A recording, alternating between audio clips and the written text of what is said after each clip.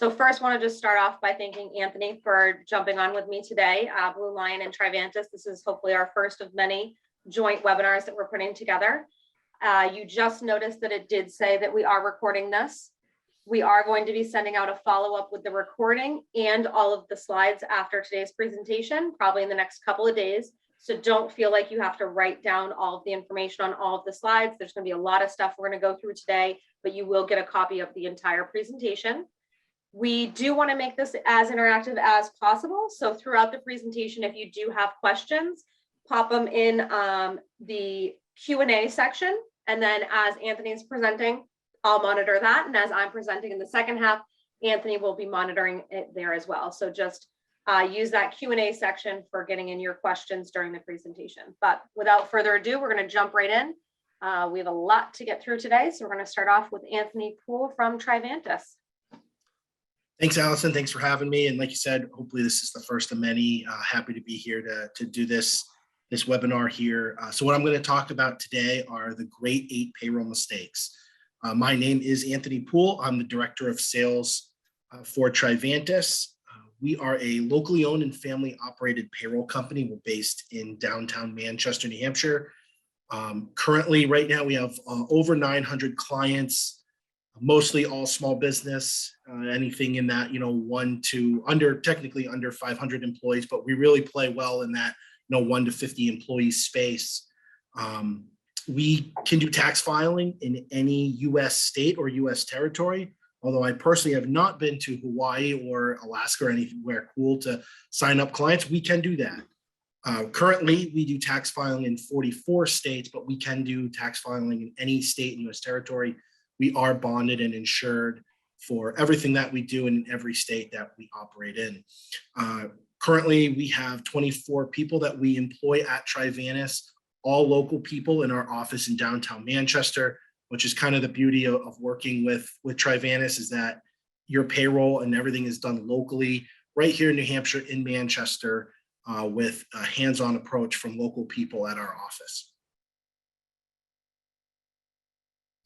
So just a quick disclaimer here on the presentation. So what I'm going to show are mistakes businesses do make with their payroll. It's very important you work with your tax professional regarding these mistakes before you update your payroll company. Reason being is this could affect kind of the corporate tax side of things as well. If most people who make these mistakes, they are going to have some IRS penalties and things like that. So you want to work with your tax professional and how you do your taxes and everything like that, because there could be some ramifications there. Payroll companies are what's called ASO providers. We're administrative services only. We can't give tax advice on what you should do. So we can just point out the mistake, and you got to work with a tax professional to fix the mistake and kind of come up with a game plan. We can assist in that game plan with your tax professional, but we can't solely give tax advice. All right, so we'll jump right into the Great 8 mistakes that companies make. So the first one here is missing tax payment deadlines. This happens pretty frequently. Some folks just don't understand when their taxes are due and how to pay them. So you have semi-weekly filers and monthly tax filing for your FICA. FICA is just a fancy term for Social Security and Medicare.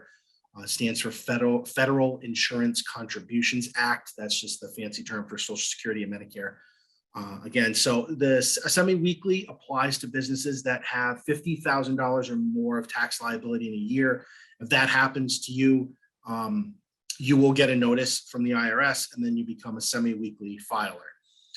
Semi-weekly due dates are on Wednesdays and Fridays, depending on your check date. They are due through EFTPS, just like monthly, which is due on the 15th. You got to pay your taxes through the EFTPS portal. Again, monthly is the 15th of each month. That's when your taxes are due. There are rare cases that we see, since we are working with small business, doesn't happen all the time, but there are rare cases where if a payroll has $100,000 or more in tax liability, the taxes are due the very next day. So if you fall under that realm, sometimes people happens at the end of the year when it comes to bonuses that could happen then. That's the most common time it happens. You want to work with your payroll company on making sure you have the funds in your bank account and when they're going to pull that money. Some payroll companies may require a wire for payrolls that large. So it's very important that if you do have a payroll of that size, that you work with the payroll company to figure out the debiting schedule for that payroll. Your unemployment tax due each quarter. State unemployment report is due each quarter in the state of New Hampshire. It's your New Hampshire Employment Security quarterly. Your federal unemployment report, that's your 940, that's due at the end of the year.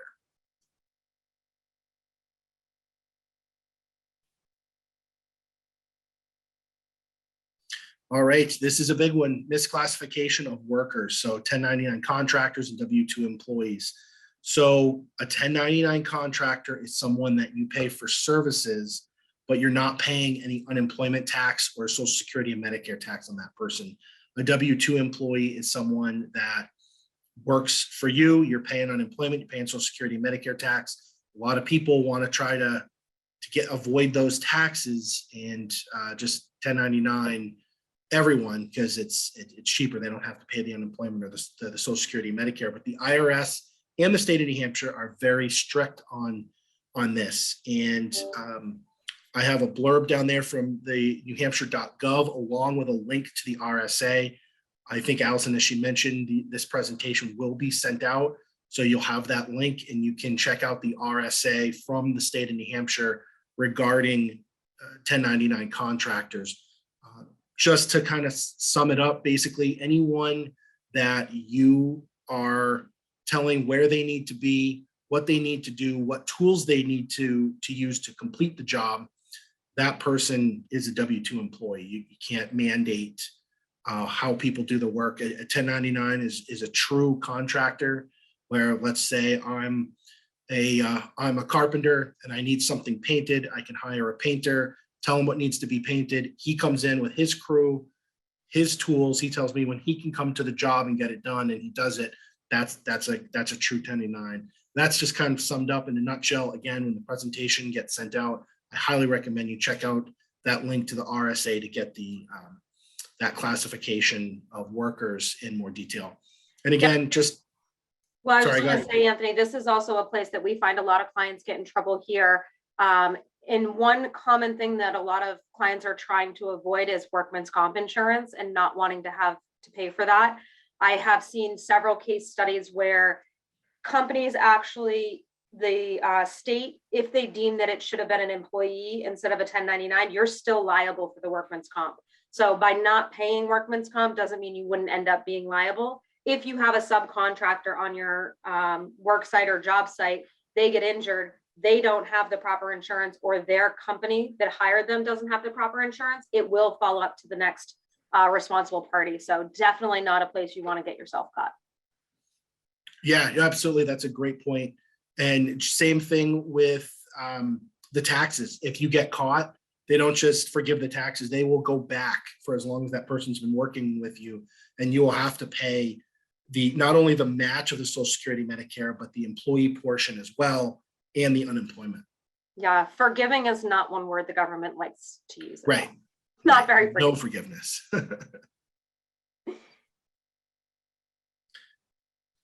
All right, so the next big mistake here, failure to send year-end employee documents in a timely manner.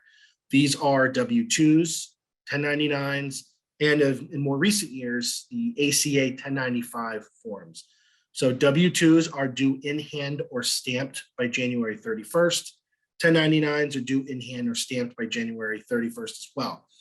What does that mean, in hand or stamped? So if you receive your W-2 or 1099 on February 2nd, but the stamp on the document you receive in the mail says January 28th, that's okay.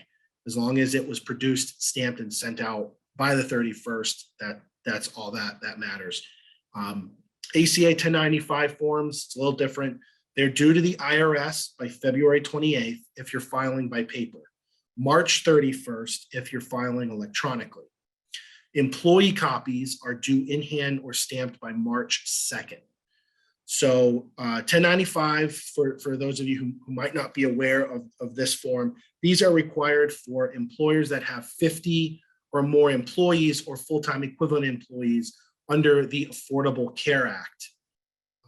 These types of employers must offer health insurance to their staff, and these 1095 forms are proof of who and who wasn't on health insurance at different times throughout the year.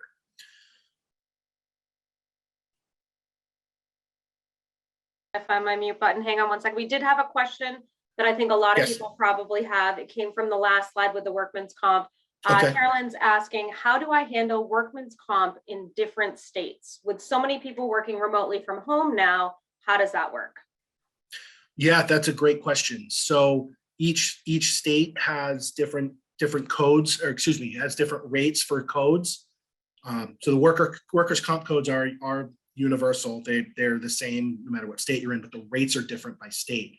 So you'd want to work with your workers' comp broker, your insurance broker, on letting them know who's in what state, and they would have to add those lines to the policy for each state. As long as the person is working in that state, then workers' comp would need to be set up for each state. All right, the next mistake here, poor record keeping. So inaccurate hours recorded for employees. So Trivantus, we use Assure software, and Assure has done many analysis on this, and they have found that millions of dollars per year are lost due to poor record keeping in terms of employee clocking in and out, and poor records of that data. So millions of dollars a year lost. You don't want to be in that statistic. You want to make sure you have accurate records of when your employees were punched in and out. It's required by the Department of Labor to have accurate time and attendance data as well, because if you do get audited, not only are they going to audit your payroll records, but they're going to audit your time and attendance records as well. And they want to see in the week of May 16th, 2022, John Doe worked 40 hours. Did you pay him out 40 hours on then that corresponding payroll? So you want to make sure your records are nice, neat, and tight. Trivantus, we do offer time and attendance software, but you don't have to. It's not required by law to have everything electronic. You can have paper time sheets as long as they're organized and in order. That's what matters. You just want to make sure you stay on top of that. Inaccurate employee demographics causes a huge nightmare at W-2 time. So I've had a client now who gave us the wrong social security number for an employee. We cut the W-2 for that employee 2 years in a row. Their tax professional missed it. And now their taxes, when they did their taxes with their tax professional, the 1040 was submitted to the IRS with the incorrect social security number on it. And it's creating this massive nightmare for them. So you want to make sure you have accurate demographics on your employees, especially when it comes to social security numbers, because it can cause big problems for your employees and possible problems for you as well. So misclassification of overtime pay is the next mistake that is very frequent in the grade 8 payroll mistakes. So overtime definition is employees are paid time and a half for hours worked over 40 in a single work week. I see all the time people who pay biweekly, and they say, oh, John Doe worked 45 hours in the first week of the biweekly cycle and 30 in the second biweekly cycle. So that doesn't add up to 80 hours. I don't have to pay overtime. That's incorrect. It's 40 hours in a single work week. So in that scenario, the 5 hours would have to be paid in overtime on that first week of the biweekly cycle. So you do have exempt versus non-exempt employees when it comes to overtime. So exempt employees are certain salaried employees who get the same amount of pay each pay period, regardless of hours worked.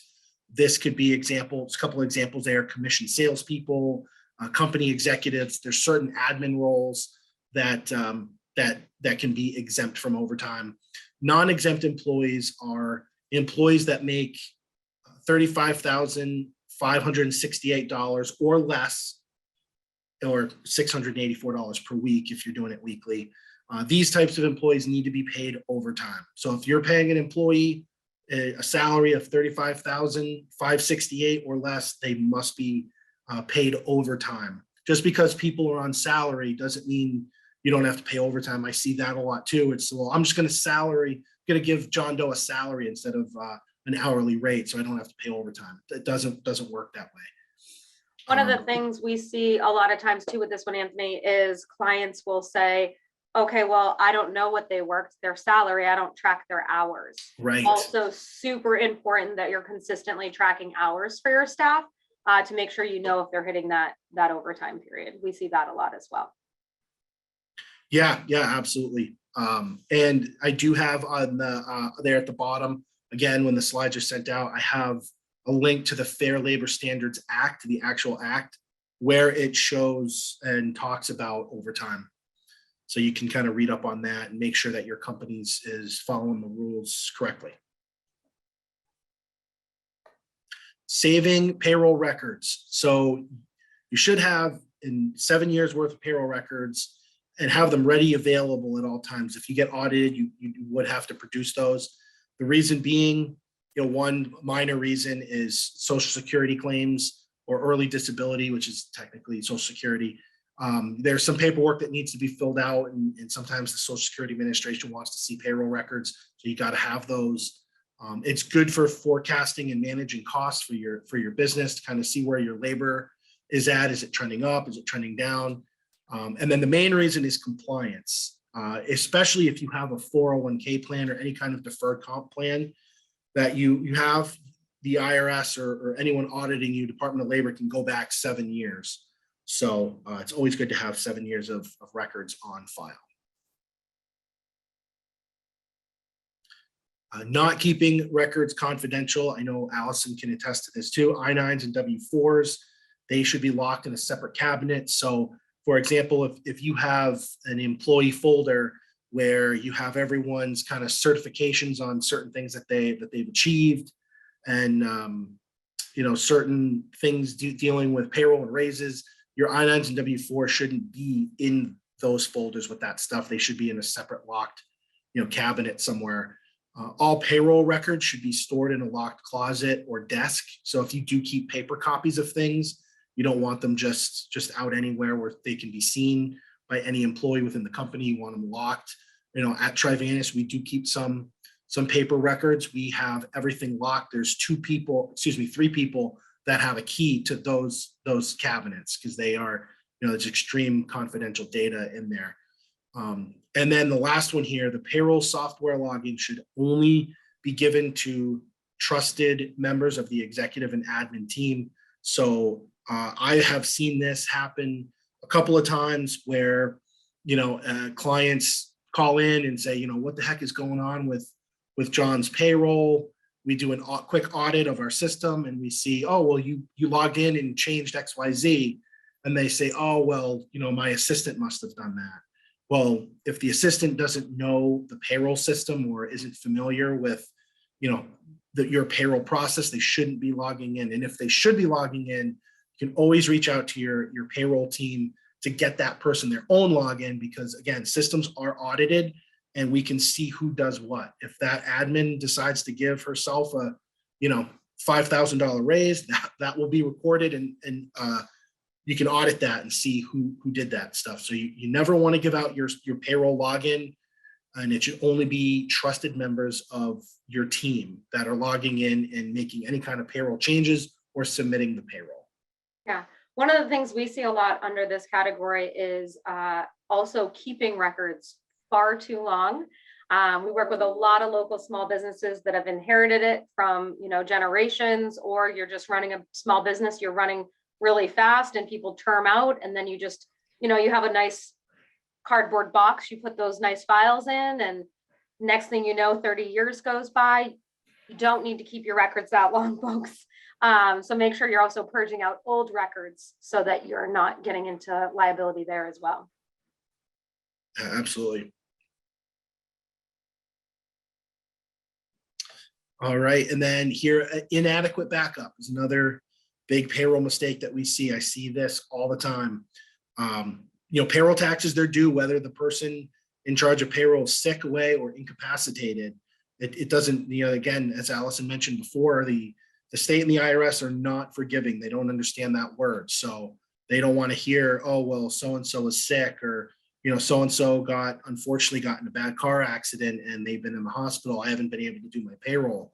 They won't take those things as excuses. So you want to make sure that you have a person or a system in place in backup, just in case something happens to the primary person who's in charge of payroll. I see a ton of companies all the time that say, oh, I'm the only person who does payroll. When I go on vacation, I have to bring my laptop with me. Or I'm the only person who does payroll. Especially with COVID, when I was, out sick, I had to keep my computer with me. I had to do payroll. Those sort of things you want to try to limit. If you're doing that within your company, you want to make sure you have a backup person or plan. I know with our company, we're more than willing to take hours any way possible if things come up. So if someone usually submits payroll online, but that person is out sick, a backup person might not be familiar with our system, can call in and give us the hours, over the phone.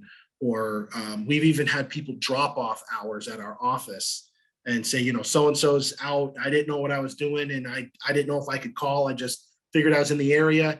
Here's a piece of paper. Here's the hours. Is this okay? And we've taken things like that before. So as long as you have some sort of plan in place for backup, that's what matters. And, I highly recommend people look at that process within your organizations and make sure you have a backup plan.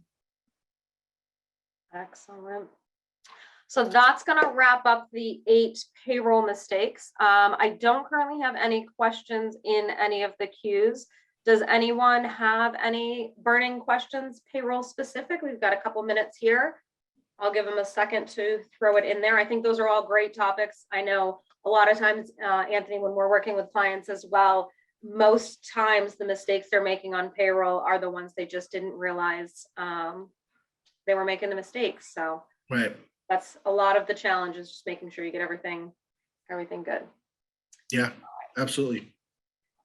I will keep on going here. So we're going to jump over to our Handbook 101 training. Quick reminder for everyone, these slides are going to be sent out after. That's going to be important because as I go, this session I'm about to do is normally about a hour-long session. So we're cramming it in here a little bit, but don't feel like you need to jot everything down, and I'm going to go over the main topics. So BlueLion is an HR consulting company. We are located in New Hampshire. We also have staff in Mass and Maine. We do fully outsourced HR. We also help with projects like creating handbooks. Our team is here. We are now a team of 12. We are all HR professionals with 3 admin support team as well, all in that great picture. And we specialize in small to mid-sized businesses. So a lot of the stuff Anthony was talking about, if you need help, definitely start with your payroll vendor, but you can also definitely reach out to BlueLion on any of those questions on if somebody's a 1099 or things like that. All right, diving right into our handbook. Normally I ask for a show of hands, but I can't see y'all, but I'm assuming that you most fall into one of 2 categories. I have a handbook that I've been working on for 20 years, and eventually someday we're going to get it published. Or we have a handbook and it just hasn't been updated in 20 years. Those are usually where people fall. Handbooks are a very time-consuming task, and it's a lot of information in one location, but they're super important when it comes to managing your business and managing your employees. I tell my clients the best thing about the handbook is once you've made a decision, you don't have to make the decision again, number 1. Number 2, everybody has the same answer. A lot of times in small businesses, people will run to one manager or one owner and they'll ask a question, they'll get an answer, and then their coworker goes to another manager or another owner, and they get a different answer to the same question. So this allows you to operate on your company on the same page, but it also allows for decisions to have been made prior to the question being asked. So you're not making emotional decisions. A lot of times in small businesses or mid-sized businesses, we're making emotional decisions because someone's coming in need, asking for something, and we want to give it to them. We'll get into some examples of that later. So common main sections of our handbook are company data, so information about your organization. There's always those federal guidelines, certain things that they require you to put in there. Company specific policies. Dress code and time attendance are probably the two policies that most of your staff will actually read, including the time off. That's the third one. Your payroll policies, employee benefits, drug and alcohol, harassment and discrimination, information technology, safety, and the termination process. So these are kind of good headers that you want to have throughout your handbook. And now we're going to kind of deep dive into each of them and what's included with them. So your company data could include things like your mission statement, your vision, who's in your leadership. We discourage putting names in handbooks, except for when it comes to your top level executives. So throughout the handbook, when it's saying, if you have a question about payroll, you should see blank. Blank should be a position and not a name. But on your company data section, this is where you do want to utilize people's names when it comes to who your leadership is. Do not get hung up on creating a mission and vision before you're rolling out your handbook. I've seen a lot of clients that have a handbook that's 98% done, and they're like, yeah, we just haven't nailed down our mission yet, so we don't want to release the handbook. It's like, okay, just put work in progress, under construction. Don't hold up your handbook for these. Sometimes mission statements take a long time to formulate exactly what you're trying to do. Code of conduct, how you expect people to behave in the workplace. Your civility policy, again, how we expect them to work in the workplace and with our customers or out with our vendors. Open door policy. A lot of handbooks that we review don't have an open door policy or anonymous complaint policy. Those are two things you definitely want to have outlined in your handbook and how it works.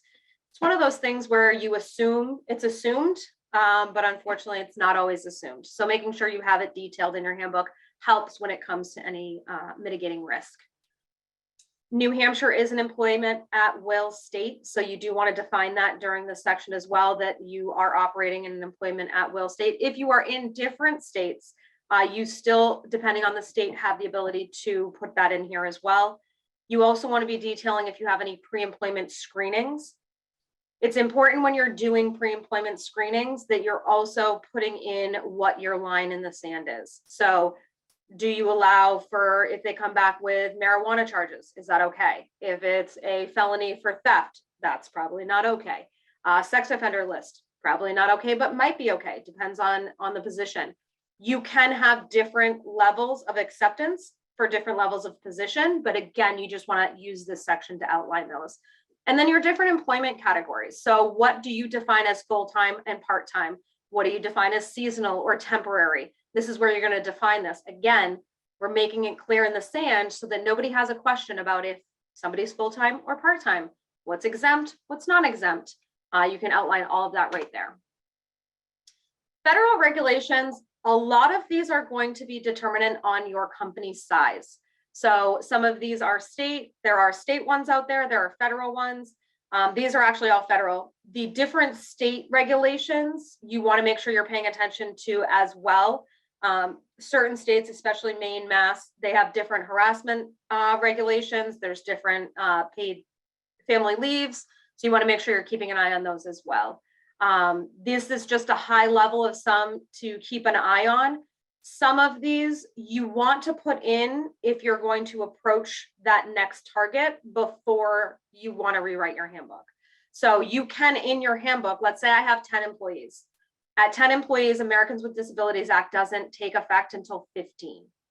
But I know I have 10 employees. I know this year we're probably going to grow to have another 5, possibly 6 by the end of the year, or maybe even in the next 2 years. I might want to include that policy now while I'm reviewing my handbook and just make sure it includes in there that this is only applicable should our company have more than 15 employees. So you can actually put that verbiage in there, which then covers your butt if you're over, And if you're not over, it's just extra information. When people are looking at these different policies, these tend to add length to your handbook. Keep in mind in 2022, most things are maintained electronically. And if you have an electronic handbook and it has an interactive table of contents and you can click on something and it brings you right to the policy, doesn't really matter how long your handbook is because we're not really printing them any longer. So don't get discouraged when you're looking at these policies and the length of them. Try not to pare them down because it's stuff that really should be included. Company specific policies. One that a lot of our clients have opinions on is outside employment. And if you're in any of the trades, that could factor into, them taking revenue from your business. You also could even have a policy, my team works in an office and you can have outside employment, if you want to bartend on the night times, that's fine. It just can't impact your productivity during the day. So you can even have a policy like that where outside employment's fine, but this is your primary place of employment. We just want to make sure that the outside employment is not affecting your inside. This is also where you would have defining intellectual property and stating that anything that they're creating while employed by you would be the property of your business. How you handle visitors. So if you do have an on-site premises, what is the policy for visitors? Are they allowed? Do they have to check in somewhere? Do they have to be accompanied? All that's included here. Gambling. Do you allow gambling? Immediately, a lot of people say no. One common thing that happens in most businesses, not even just office settings, is lottery pooling. So, okay, jackpot Powerball got up to 450 million. Everybody throws in $2. There's 10 of us. Let's get some, 10 chances instead of one. Let's do it. We're going to take over the world. Making sure you have a clear policy on that. Bulletin boards or any intranets now, because we're mostly electronic, a lot of companies. Where are they? What's allowed to go on them? Who approves what's allowed to go on them? How long can they stay up there? This is where you would have that policy. Again, when I say who approves, we're putting a title. We're not putting in a person's name. So if HR is the one approving, if it's the owner, the president, operations manager, general manager, whatever their title is what you want to include in the actual policy. Office decor. Some people see this and they're like, we have to regulate office decor. You do want to have a policy about office decor. One thing that's important when you're thinking about writing a handbook or writing any policy is you want to think about things that haven't happened in hopes they don't happen, rather than waiting for them to happen and then having to create a policy. That's where a lot of companies get into trouble because then it could be deemed discrimination. Great example of office decor is, I'm sure everyone remembers, our not too distant battle for presidency was a very, very hard time for a lot of offices. There's very passionate and opinionated people when it comes to their politics. We had a lot of clients put a hard line in the sand that there was no political decorations of any kind. Also, being cautious here that if you do make any statements about religious decor, that you're also not impeding on somebody's ability to practice their religion. So be cautious with that. Sometimes even sports can get a little heated in the office depending on the time of year. So just making sure that you are making a statement on the office decor, sticking with it, and keeping all of those variables in mind. Insubordination, job performance. This is where you're going to outline that 1, 2, 3 strike rule. How is it going to work? Obviously, with the little caveat that anytime that the ownership or manager feels that you've exasperated everything, they still have the right to term you without going through the 1, 2, 3 step rule. Transfers. How do you handle internal transfers within your organization? Are they allowed? Are they not allowed? Some companies that we've worked with were having too much internal transferring, and it was like everyone was always new in their position and nothing productive was ever happening because everyone was moving pieces too much. So they actually implemented a policy that you could not transfer until you were in your current position for a minimum of 6 months. I recommend a year. But it still gives them the opportunity to transfer eventually, but you don't want to have someone you just hired that just got done training here and now they're going to move over here and then they're going to train there and then they want to move here. They've now become a 9 months of unproductive for your business. So here's this section of your handbook is where you can have those policies. Again, outlining the policy. So when your employee Bob wants to move 3 times, it's a quick conversation. Bob, according to our company policy, you have to be in your position for 6 months before we can accept a transfer to another department. Fraternization, relationships at work. We spend a lot of time at work. This is hard to avoid. It's hard to put a policy against it. You can, but it is hard to manage. So definitely having outlined what your policy is, always discouraging any subordinate to superior relationships. Those are a huge no-no. A lot of policies have it that if that relationship does form, that one of the two people must transfer or leave the job. You can't both stay employed if that does transpire. But this section of your handbook is where you would have those policies outlined. Dress code. Like I said, your employees are going to go right here. What can I get away with? What am I allowed to wear? When am I allowed to wear it? Post-COVID, a lot of workplaces are going more casual than they had before. I mean, the entire time we're on Zoom, I call it the business mullet. You have no idea what's below here. It's, you know, business on the top, pajamas on the bottom. And so a lot of companies, when bringing people back, were a little bit more lenient on their dress codes. You want to make sure you're updating those policies. So if you did make some changes post-COVID, definitely get in your handbook and make sure your policies are accurate. When it comes to things like hair and tattoos, again, have a policy, make sure you follow your policy. These are places companies get into hot water when it comes to discrimination. You need to determine as a business and organization where your line in the sand is, and you need to hold strong. I highlighted hair and tattoos because a lot of people are becoming more acceptance of different outer appearances, and just making sure your policies have been updated to such. So if you work in an organization that has zero outward facing, let's say I'm working at FedEx and I'm pulling boxes and loading them, and I'm pulling boxes and loading them. I don't see customers. I'm not client facing. Does it really matter to you if my hair is purple? Probably not. Does it really matter to you if I have tattoos? Probably not. I would say on the tattoo side, a lot of companies, even if you are customer facing, do allow for tattoos. Just be mindful that if you do allow tattoos and you want to limit it, to use the right language. So some of the language you might want to use could be things like non-offensive, or hang on one second. I unfortunately am getting a knock at my door and my dog might, nope, we're going to miss it. We're good. So it might be things like a teardrop or a swastika. Those are offensive tattoos. They're gang related. So you can have a policy that states that they must be non-offensive. You can also have policies that state they can't be visible while wearing clothing. So just be mindful of how you're writing your policies when it comes to dress code, because again, your employees are going to go right to this section of your handbook. You can also have different policies based on different positions. Meaning if you have someone like Anthony or myself who are outward facing, we're meeting with clients all the time, we're out on the road, we could have a completely different dress code than staff that's sitting in the office answering phone calls and never really client facing. That is totally acceptable to have it based on position. Time and attendance. This is the section where you're going to put in, what does it mean to be tardy? What do I do when I want to call out? Who am I calling out to? Again, you're going to love this section, because this makes it very clear to everyone how things are handled.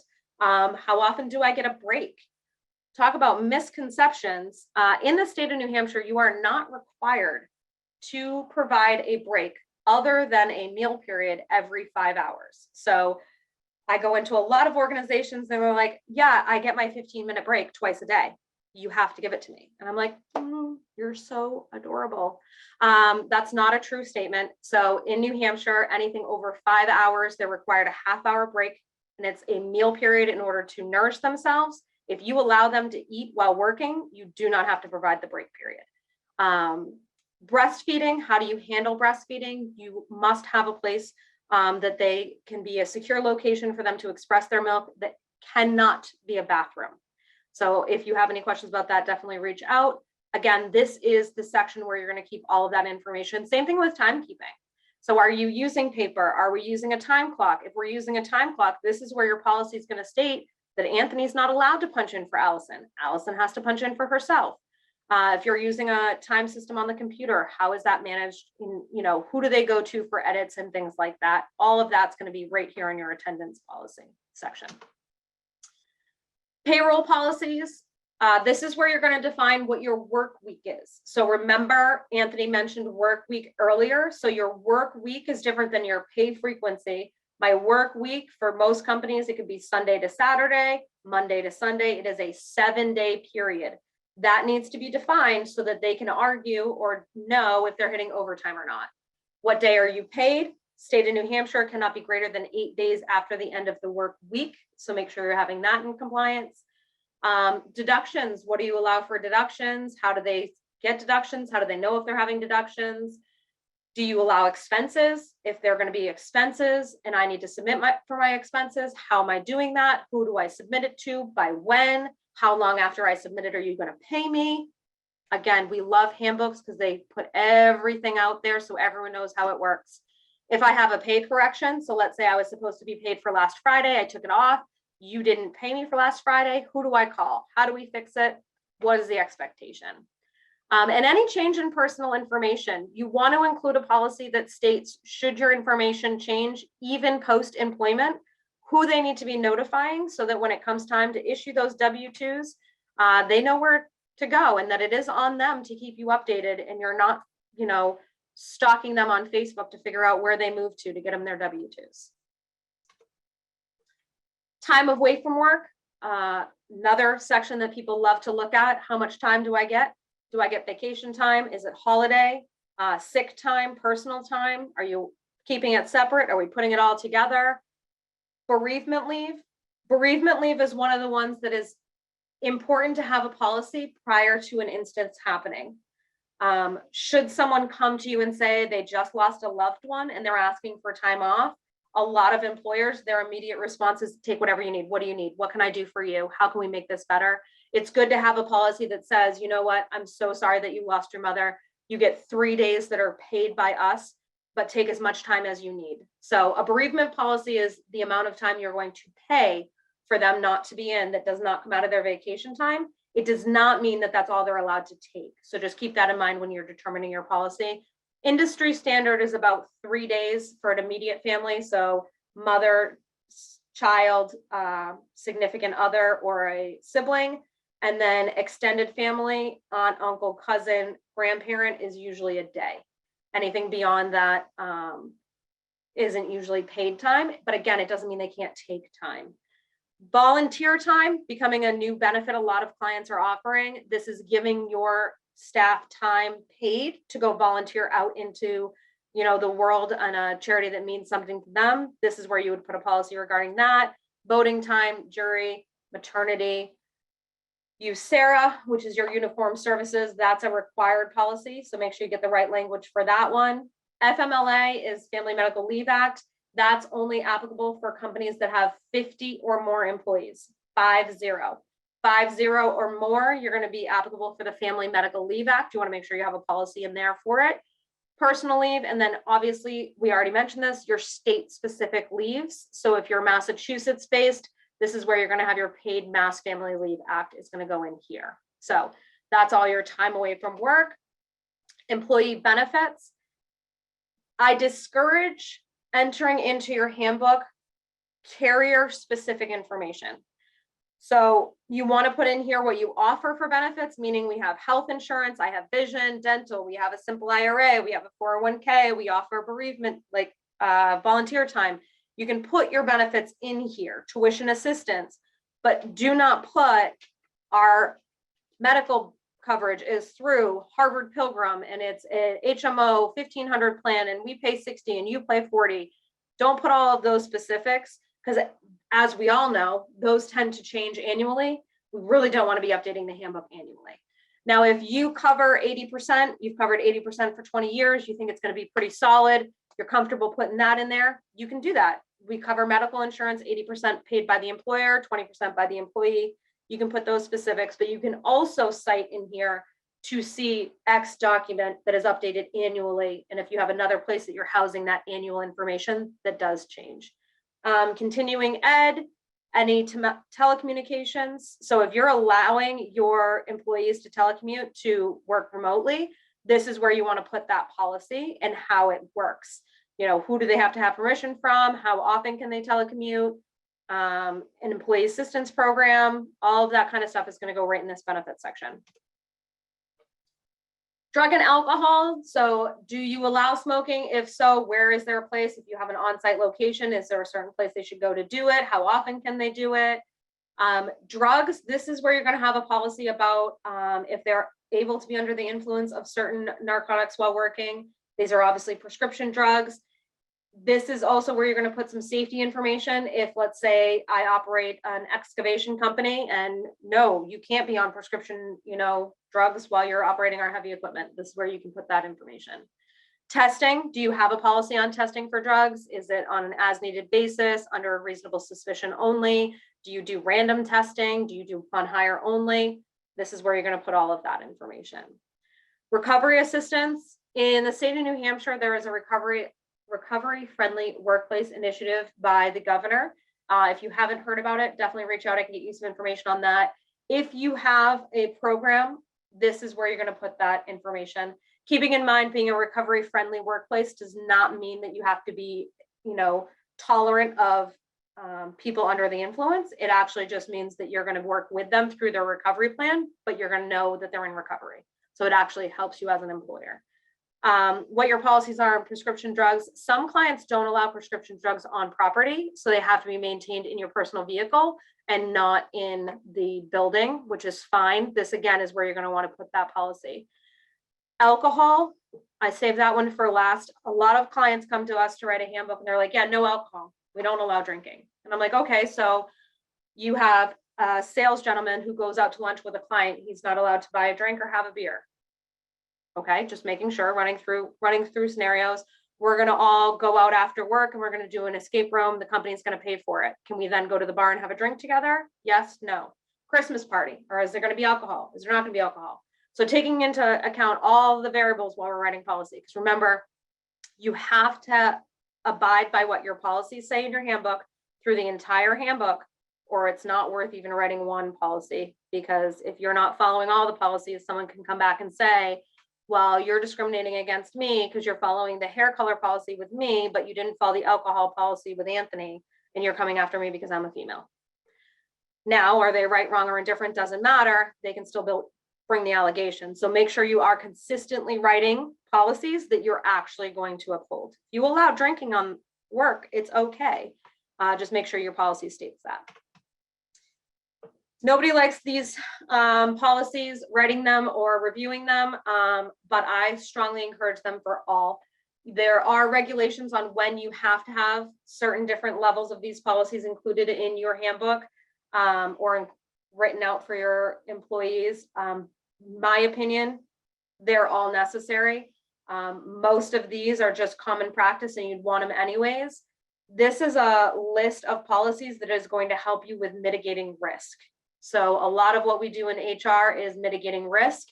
Having a great diversity inclusion policy, standing by it and doing what it says helps us obviously avoid those allegations. Harassment, sexual harassment, having great policies, having good education and making sure everybody understands what's acceptable, what's not acceptable, and what to do if you see something that's not acceptable and where to go and how we're going to handle it. That anonymous reporting that we talked about earlier, having a way for your staff to anonymously report things. Again, this is one of those that seems obvious. Like, of course, they can just, drop me a note under my door or they can mail a letter. It's not obvious. Write down a policy of how to anonymously report. A lot of people have it, a typed letter in an envelope, mail it to HR, no return address, good to go. How the investigations are going to work, and then definitely wrap up this section with a strong policy that under absolutely zero circumstances will retaliation ever be tolerated should anyone ever bring any allegations of anything, whether they're founded or unfounded. There will be zero retaliation. That's super important to make sure you have in your policies. Again, not a fun section, but definitely one of the most important sections in your handbook. Information technology, a lot of people had to definitely beef up this section of their handbook through COVID because a lot of things went everywhere and there was a whole new world that we had to deal with security and compliance and making sure everybody was connected, but not connected to everyone, just connected who we're supposed to be connected to. What are your policies on emails? Obviously here, this is where you're going to state it's company property, which means they belong to me, not to you. Cell phones, if you provide cell phones, what's the policy on that? If you don't provide cell phones, you still can have a cell phone policy, no cell phones out while working. Let's say we're in a retail location, maybe they must be put away, like away, not on your body. You are able to have a no cell phone policy. Hard to enforce, especially where we have a staffing shortage. Probably not a great policy to enact at this moment, but you are legally allowed to have a no cell phone policy. What's the internet usage? What are they allowed to do with the internet while working? What are they not? What electronic communications are they allowed to have? Media relations. Media relations is really important. A lot of people breeze over this one or don't include it. If everybody remembers the gas company down in Massachusetts that had a huge problem about 6 years ago, I think at this point, pre-COVID for sure, that was a huge media problem. That was a huge problem. Everyone in that company hopefully already knew before it happened, but imagine the worst. Remember, when we're writing these handbooks, we're imagining the worst, so we're ready for it, and obviously hoping it never happens. Media relations is one of those things you want to imagine the worst and make sure that everyone understands who is allowed to talk to media and who is not allowed to talk to media. Keeping in mind that there is a thing that does protect your staff from certain things. You are not allowed to tell your staff that they cannot talk about protected things like their work environment, what they make for income, their management. So that's all protected under New Hampshire National Labor. So you cannot tell employees that they cannot talk about that stuff. So just make sure your policy doesn't infringe on any of that, but you absolutely can tell them not to talk to the media when it comes to an instance that happened with your business. Social media policies, what are they allowed to post? What are they not allowed to post? Camera policies. There's a lot of stuff in this section. Make sure that you have the right verbiage to clearly communicate what is allowed and isn't allowed. And again, make sure you're maintaining and keeping up with keeping people in compliance. Safety.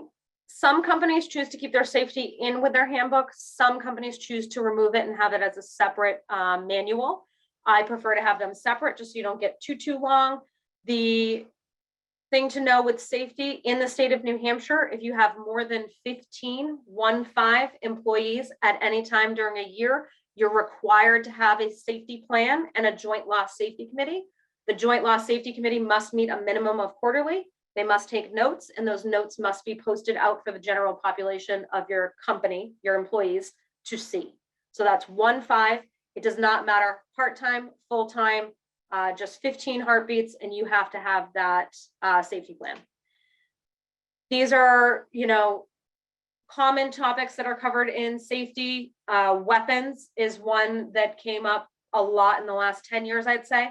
It's kind of down ticked at this point, but whether or not you allow weapons on property, we are in New Hampshire, live free or die.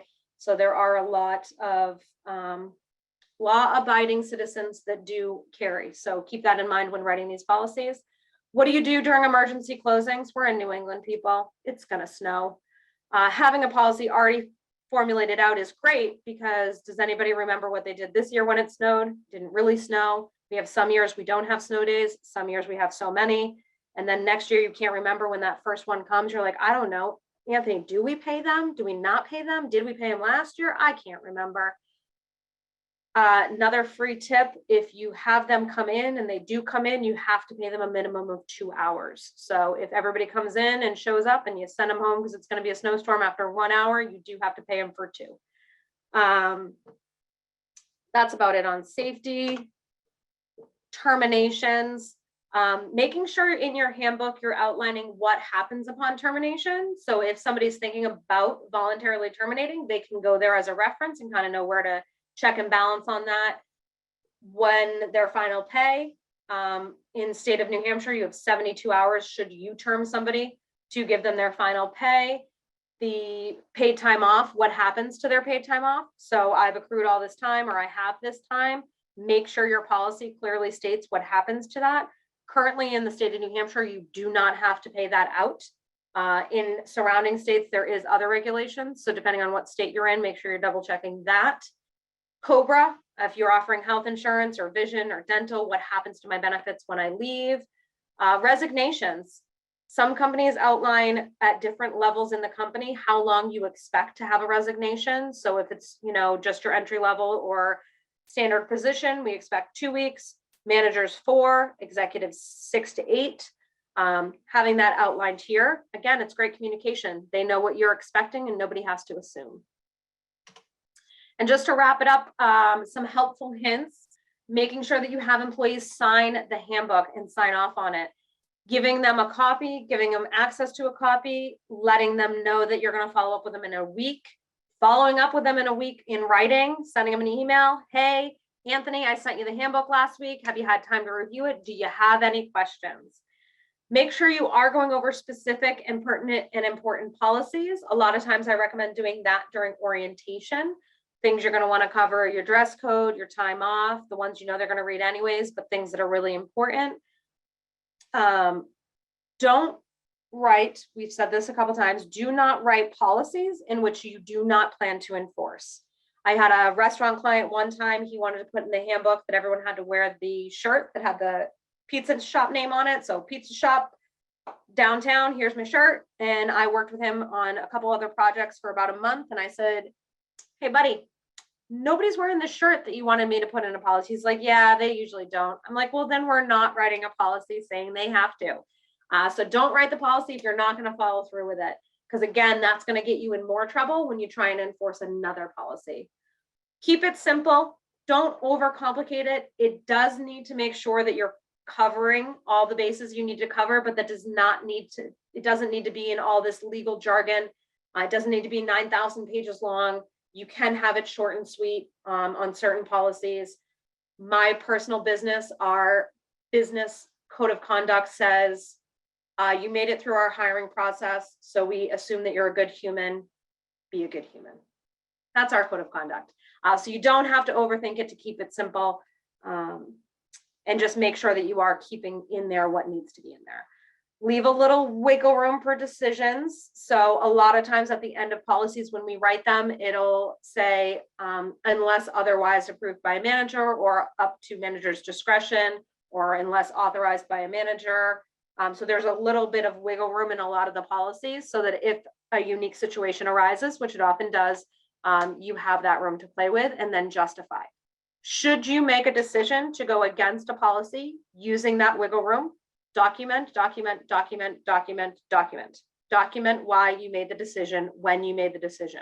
Do not wait for 6 months from now when somebody complains about the decision you made to then try and document it. Document it at the time that you made it on why you made that business decision, and just put it with the file that you made the decision on. And that's the last item there. Here is just some contact information on how to follow us. And thank you everyone for coming out and joining us today. We will get this sent out. And if anybody has any questions, we'll stay on for a couple minutes, but I'm going to go ahead and stop the recording.